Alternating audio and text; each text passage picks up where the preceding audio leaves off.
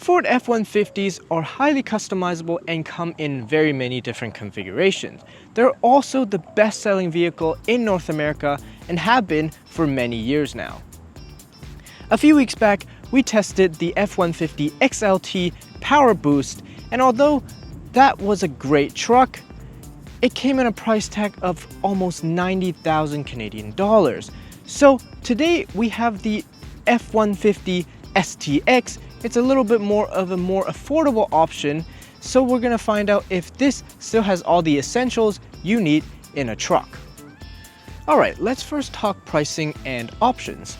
The STX is one trim higher than the base XL and has a starting price of about 67,000 Canadian dollars. However, this STX has got options like the FX4 201A equipment group, the mobile office package, the spray-in bed liner, along with the 3.5-liter engine upgrade, 4x4, and the tow haul package, which means that as spec, this STX is going to set you back about 74,000 Canadian dollars.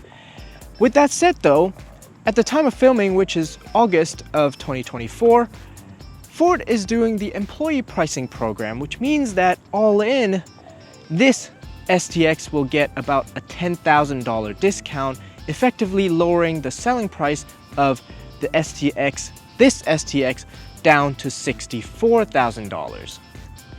On the exterior, the lower trim F-150s get this style of LED headlights, which includes yellow daytime running light in the middle. The higher trims get a different style of headlight but doesn't come with yellow daytime running lights. This truck is equipped with the FX4 package, which means that the grille and the bumper are blacked out, along with a lot of other accent pieces, which the regular STX comes with lime yellow accents. In addition to that, you also get the FX4 decal on the box, along with side running boards and dual black exhaust tips. Under the hood, because this STX is equipped with the tow haul package, it's got the upgraded 3.5-liter EcoBoost V6 engine. This engine puts out 400 horsepower and 510 pound-feet of torque. All the power is routed through a 10-speed automatic transmission and a 4x4 transfer case to, of course, all four wheels. This STX also features the 3.55 electronically locking rear differential. In terms of suspension setup, the FX4 package includes off-road tuned shocks for the front double wishbone suspension and monotube shocks for the rear leaf spring solid axle.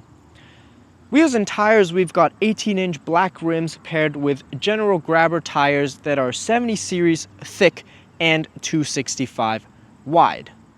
Over to the rear, you don't get any of the tailgate damping, nor do you get remote tailgate drop, but this vehicle is equipped with the spray-in bed liner, which is nice.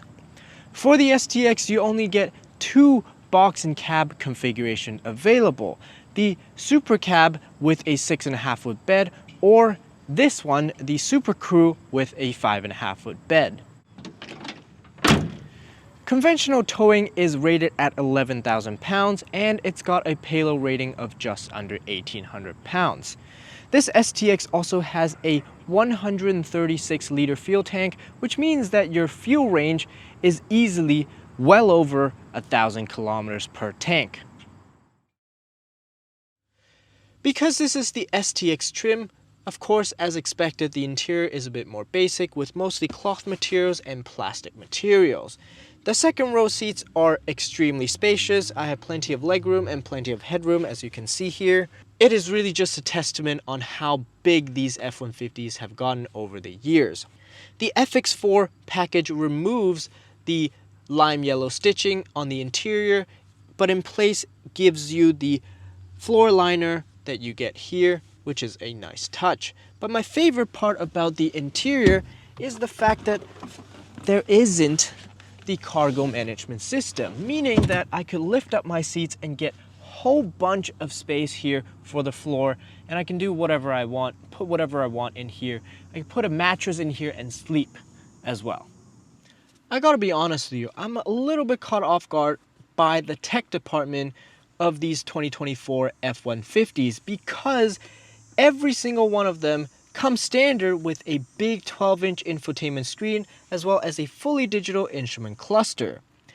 The screens are a little bit laggy, but work well enough because it's got wireless Android Auto, Apple CarPlay, as well as a bunch of information that shows you temperature, off-road status, stuff like that.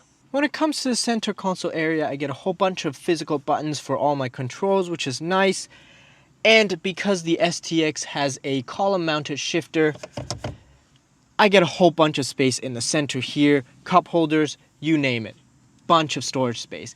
And on top of that, this STX has the mobile office package, which means I get the desk.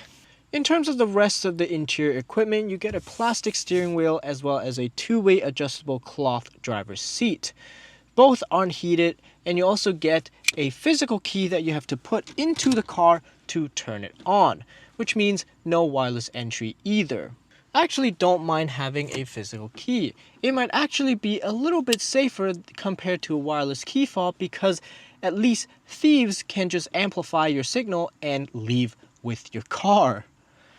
What I'm really disappointed though, however, are these seats. I don't even get height adjustments, which, in my opinion, should be standard.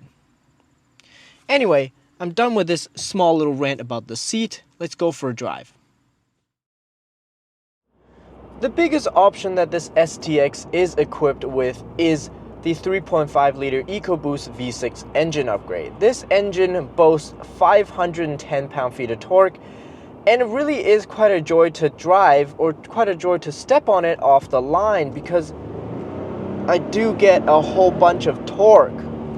In two-wheel drive mode, you can easily chirp the rear tires a little bit when you step on it, and in four-wheel drive mode, it just feels very capable. Even if you have a bed full of stuff in it, it still feels very effortless. The 10-speed automatic transmission is slow, but it's very, very smooth, which is exactly what you want in a truck like this. The only thing that I'm missing, in my opinion, is a 4-high automatic switch in the drive mode for the transfer case. It's just one less setting I have to adjust while I'm driving. Fuel economy for this F-150 with the 3.5-liter EcoBoost V6 is acceptable at about 14 or 15 liters per 100 kilometers in the city and about 10 liters per 100 kilometers on the highway.